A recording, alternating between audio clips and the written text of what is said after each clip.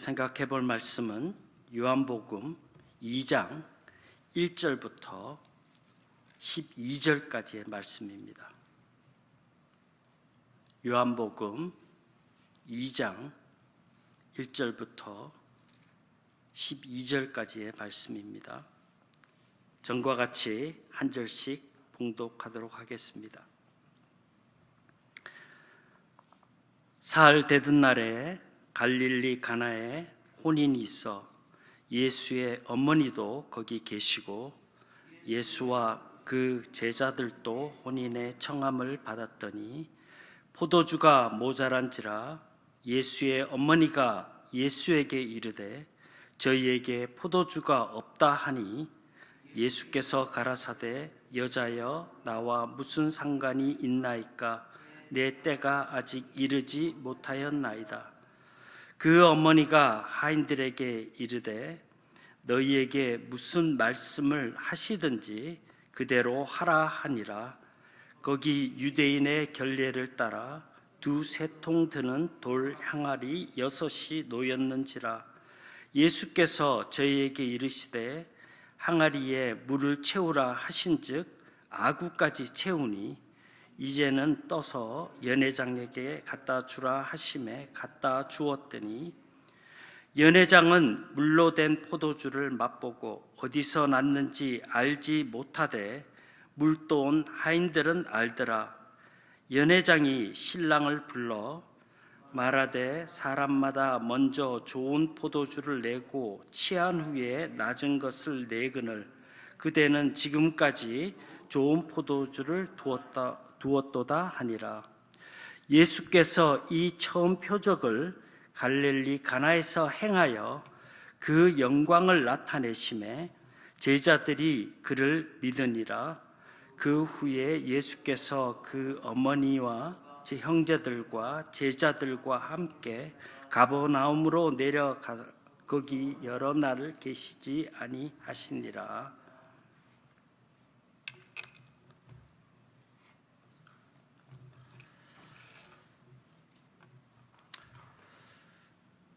먼저 하나님의 은혜를 사모해서 이 자리에 나오신 성도들과 유튜브를 통하여 설교를 듣는 모든 분들께 성령께서 함께 하셔서 하루를 시작하는 이 아침에 큰 은혜의 시간을 나누는 시간이 되기를 축원합니다. 오늘 저는 요한복음 2장 1절부터 12절 말씀을 가지고 그리스도인의 변화된 삶이라는 제목으로 함께 말씀을 나누고자 합니다. 사도 요한은 요한복음을 기록함에 있어서 몇 가지 핵심 주제를 가지고 이 말씀을 기록하지 않았나 생각됩니다. 광범위한 주제로 예수님의 행적을 기록하고 있는 다른 공간 복음과는 다르게 예수님 자신을 통해 주시는 영생, 지식, 빛, 그리고 진리에 대해 구체적으로 설명하고 있기 때문입니다. 저는 요한복음을 살펴보면서 변화라는 주제를 떠올리게 되었습니다. 먼저 요한복음 1장 14절 말씀에 보면 말씀이 육신이 되어라고 기록하고 있습니다. 여기서 말씀이라는 것은 요한복음 1장 1절에 이 말씀은 곧 하나님이시니라는 말씀을 연결해 보면 천지를 창조하신 하나님 자신을 나타내고 있다고 할 수 있습니다. 따라서 하나님께서 친히 인간의 몸을 입으시고 이 땅에 오셨다는 말씀은 인간의 삶에 있어서 큰 사건이며 동시에 큰 변화를 가져온 일이었습니다. 또한 오늘 본문 2장 말씀에서 물을 포도주로 변화시킨 사건이나 3장에서 예수를 만난 니고데모에게 물과 성령으로 거듭나야 하나님 나라에 들어갈 수 있다는 말씀은 변화되어야 함을 강조하고 있기 때문입니다. 그리고 4장에서는 예수님을 만난 사마리아 여인은 주님의 말씀을 듣고 변화되어서 증인의 사명을 감당하는 삶을 살게 된다는 내용이 기록되고 있습니다. 이와 같이 요한복음은 계속적으로 변화에 대한 내용을 기록함으로써 그리스도인들의 삶에 변화된 삶이 무엇인지 잘 교훈하고 있는 말씀이라 생각이 됩니다. 본문 요한복음 2장 1절부터 12절에 나오는 가나 혼인 잔치에 대한 말씀은 물을 포도주로 만드는 이적을 기록하고 있는 말씀입니다. 본문은 우리가 잘 아는 내용이지만 간략하게 요약해 본다면 예수님께서 자라나신 나사렛 동네로부터 멀지 않은 곳에 위치한 갈릴리 가나 지역에 큰 혼인잔치가 열리게 되었습니다. 작은 동네에서 벌어진 잔치였지만 아마 친척 관계로 짐작이 되는 어머니 마리아와 예수님 그리고 제자들까지 초대를 받았습니다. 며칠 동안 계속되는 잔치로 포도주가 떨어지는 다급한 상황이 일어나게 됩니다. 이러한 사실을 안 모친 마리아는 예수님께 해결해 주실 것을 요청하여서 말합니다. 그러나 예수님은 거절의 뜻을 말씀하고 계십니다. 그럼에도 모친 마리아는 하인들에게 무슨 말씀을 하시든 그대로 따르도록 말합니다. 성경에는 자세한 기록이 없기 때문에 어떤 상황이 일어났는지 알 수는 없지만은 예수님은 하인들에게 유대인들이 손과 발을 씻기 위하여 물을 담아놓는 큰 물 항아리 6개에 물을 가득 채우도록 말씀하십니다. 영어 성경에 보면 6 항아리에 담긴 물의 양은 약 120갈론에서 160갈론 정도 되었다고 기록하고 있습니다. 물이 귀했던 지역에서 이토록 많은 양의 물을 채우는 것은 쉽지 않은 일이었지만 하인들은 물을 가득 채웠습니다. 그리고 채운 물을 떠서 연회를 담당하는 사람에게 가져다 주도록 하인에게 말씀하시는데 그대로 행하였더니 물이 포도주로 변해 있었습니다. 그것도 이전에 맛보지 못했던 최상의 포도주라고 연회장은 놀랍니다. 우리는 본문 내용을 통해서 몇 가지 사실을 생각해 볼 수 있습니다. 많은 해석이 가능하겠지만 분명한 것은 물이 포도주로 변해 있었다는 사실입니다. 그렇다면 어떤 일을 통해서 이런 이적이 일어날 수 있었을까요?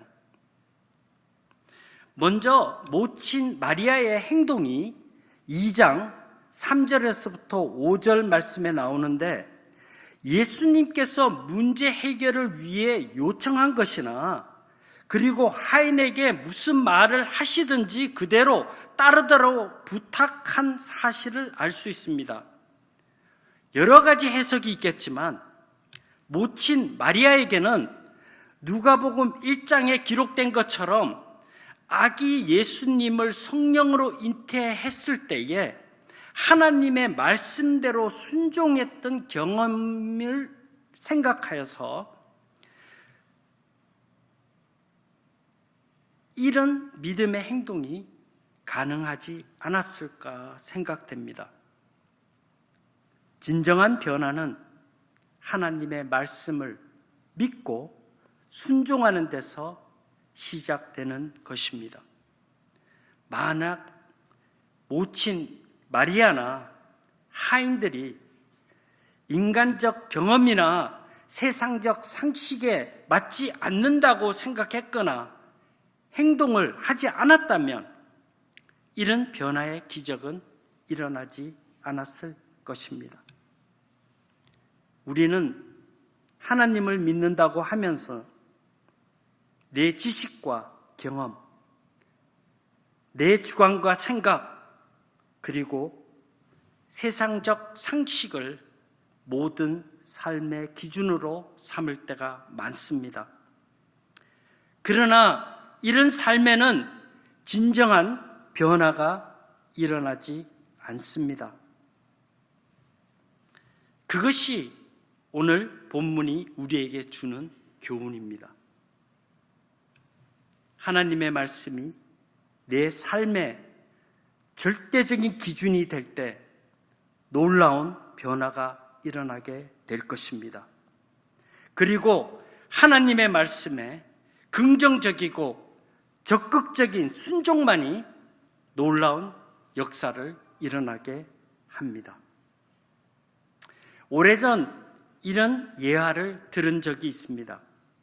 어떤 사람이 등산을 하던 중에 발을 잘못 헛딛는 바람에 절벽 아래로 떨어지게 되었는데 다행히 떨어지는 과정에서 나무 뿌리 하나를 잡게 되었답니다. 그리고 살려고 발버둥 치다가 아무리 해도 안 되니까 마지막에 하나님께 살려달라고 기도했는데 내가 너를 살려줄 것 같이 믿느냐라는 하나님의 음성을 듣게 되었답니다. 그 말을 들은 사람은 네, 믿습니다 라고 큰 소리로 대답하자 그럼 나무 뿌리를 놓아라 라는 음성이 들렸답니다. 그러자 그 사람은 하나님 말고 다른 신은 없습니까? 라고 큰 소리를 쳤답니다. 사랑하는 성도 여러분, 현실은 힘들고 고통스러워 보여도 가끔은 이런 위기 상황이 이해가 되지 않아 보여도 그리고 하나님만 바라보고 있다는 것이 이성적으로 맞지 않고 어리석어 보여도 하나님께서 여러 가지 방법을 통해 말씀하신다면 아멘으로 순종하고 따르는 그리스도인들이 되시기를 바랍니다. 삶의 의미를 상실했거나 희망이 없는 삶을 살고 계시는 분이 있다면 하나님의 말씀에 여러분의 삶을 맡겨보시기 바랍니다. 진정한 변화가 우리에게 일어나게 될 것입니다. 비록 우리의 노력과 능력으로는 해결되지 않는 일이라 해도 하나님의 뜻과 계획 안에 있는 일이라면 분명히 이루어질 것입니다. 혹 이루어지지 않는다고 실망하거나 좌절할 필요도 없습니다. 내 생각과 방법으로 이루어지지 않는다 해도 그 일을 통하여 더 큰 일을 행하시는 하나님이시기 때문입니다. 또한 요한복음에서 생각해 볼 수 있는 다른 주제는 보내심이라는 것입니다. 본문 앞에 기록된 말씀 요한복음 1장 37절부터 51절 말씀을 통해서 제자들을 부르시는 장면이 묘사되고 있습니다. 베드로를 부르시고 변덕이 심한 그에게 게바, 즉 반석이라는 닉네임을 주십니다. 그 뜻은 그가 변화되어 앞으로 그의 비전이 커지고 이해의 폭이 더 넓어질 것을 표현하신 것이라고 생각됩니다. 그런 기대감을 나다니엘에게도 주십니다. 1장 50절에 보니까 이보다 더 큰 일을 보리라는 말씀으로 미래를 소망 중에 기대하고 열심을 내도록 기대치를 높여주셨습니다. 이 내용이 가나 혼인잔치 본문과 연결되고 있다는 사실을 우리는 알 수 있습니다. 물과 포도주로 변하는 이적 사건은 제자들에게만 믿음을 확고히 하는 표적이 되었기 때문입니다. 2장 11절을 보겠습니다. 예수께서 이 처음 표적을 갈릴리 가나에서 행하여 그의 영광을 나타내심에 제자들이 그를 믿었더라라고 기록하고 있습니다. 여기서 표적이란 단어는 앞으로 되어질 일이 미리 보여주는 것을 의미하는 말입니다. 성경에서는 주로 계시라고 사용되는 말이기도 합니다. 즉 메시아로 오신 예수 그리스도이심을 알리는 신성한 표지를 뜻하는 단어입니다. 그런데 이 표적이 첫 번째 표적이라고 기록하고 있는데 첫 번째라는 이 헬라어 단어는 아르케, 즉 시작이라는 뜻을 가지고 있는 단어입니다. 예수님의 공생애를 통하여 행하신 모든 일들로 볼 때 가나 혼인잔치의 이적은 시작에 불과했던 것을 말씀하고 있습니다. 그렇다면 무엇을 위한 표적이었을까요? 4절 말씀에 보면 여자여 나와 무슨 상관이 있나이까 내 때가 아직 이르지 아니하였나이다 라고 기록하고 있습니다. 언뜻 듣기에는 잘 이해가 되지 않는 말씀입니다. 그리고 예수님의 대답은 냉정하기 짝이 없을 정도로 차갑게 들립니다. 어쩌면 동문서답처럼 서로 다른 말씀을 하고 있는 말씀 같습니다. 본문에 나오는 한글 번역에서는 이런 오해 소지를 가져올 수 있지만 영어 성경에서는 훨씬 부드러운 표현을 사용하고 있기 때문에 우리들은 이 말씀을 다르게 생각할 수 있습니다.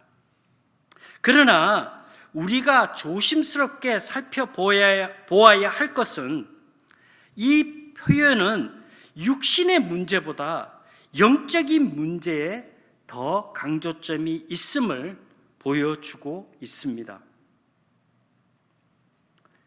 예수님을 육신의 아들로 의지하고 있는 모친에게는 다급한 문제를 해결해 주실 것을 요청하는 표현이지만 하나님의 백성을 죄로부터 구원하시기 위하여 오신 예수님의 관점은 달랐을 것입니다. 아마 모친은 이 사실을 몰랐을 것이며 현실의 문제를 해결하실 분이심을 믿었을 뿐인 것 같습니다. 인간의 현실 문제가 우리에게는 절박하고 필요한 일이지만 하나님의 관계에 있어서는 더 중요한 것이 죄 구원의 문제입니다. 우리의 관점은 예수님이 누구신가? 그분이 내게 해줄 수 있는 것은 무엇인가? 라고 생각할 때가 많습니다. 인간의 관점에서는 포도주는 우리가 세상을 살아가는데 당장 필요한 것이고 해결해야 될 문제인 것은 사실이지만, 하나님의 관점은 그리스도를 이 땅에 보내시고 십자가를 통한 죄로부터의 구원하시는 것이 무엇보다도 중요한 목적이었습니다.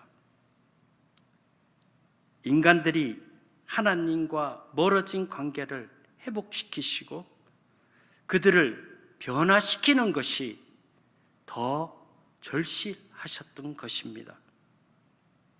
또 성령을 보내셔서 우리가 하나님의 자녀로 예수 안에서 거룩하고 하나님의 사랑을 느끼고 확신하며 살아가도록 도우시며 인도하십니다. 그리고 이 땅에 교회를 세우시고 하나님의 자녀들을 예수의 제자로 삼으셔서 세상으로 보내셨습니다. 예수 그리스도를 전하고 예수께서 친히 보여주신 하나님의 놀라운 사랑을 증거하고 인류가 영원한 생명을 얻을 수 있도록, 그리고 그 영원한 생명을 가지고 살아가는 자가 되기를 우리 하나님은 원하십니다. 11절에 그 영광을 나타내셨다라고 하는 말씀은 메시아로서의 권능이 나타나셨다는 말씀입니다. 그리스도인이 예수 그리스도 안에서 행하는 일들은 하나님의 영광이 나타내도록 하나님께서 역사하신다는 말씀이기도 합니다. 사도 요한은 20장 31절에서 요한복음의 기록의 목적이 예수께서 하나님의 아들 그리스도이심을 믿게 하려 하는 것이고, 또 예수 그리스도를 힘입어서 생명을 얻게 하려고 이 요한복음을 기록했다고 분명하게 밝히고 있습니다. 말씀을 정리하겠습니다. 하나님께서 예수 그리스도를 이 땅에 보내신 것은 하나님과 멀어진 하나님의 자녀를 찾으시고 회복시키셔서 그리스도인으로 변화된 삶을 살기를 원하신 것입니다. 우리의 때, 즉 우리 눈앞에 보이는 현실만을 생각하는 그리스도인이 아니라 하나님의 때, 즉 십자가를 통해 구원의 은혜를 힘입어서 하나님의 은혜 가운데 살고 있다는 이 중요한 사실을 생각하는 그리스도인이 되어야 할 것입니다. 하나님의 관심은 빛보다 어둠을 더 사랑하는 세상으로 하나님의 자녀된 우리를 보내셔서 하나님의 나라가 선포되고 이 땅에 하나님의 영광이 충만하게 되는 것입니다. 하박국 2장 14절에 보면 대저 물이 바다를 덮은 같이 여호와의 영광을 인정하는 것이 세상에 가득하게 되리라고 말씀하십니다. 이러한 우리 주님의 사명을 잘 기억하고 그리스도인으로서 변화된 삶을 살아가는 우리 모두가 되시기를 주님의 이름으로 축원합니다. 기도하겠습니다.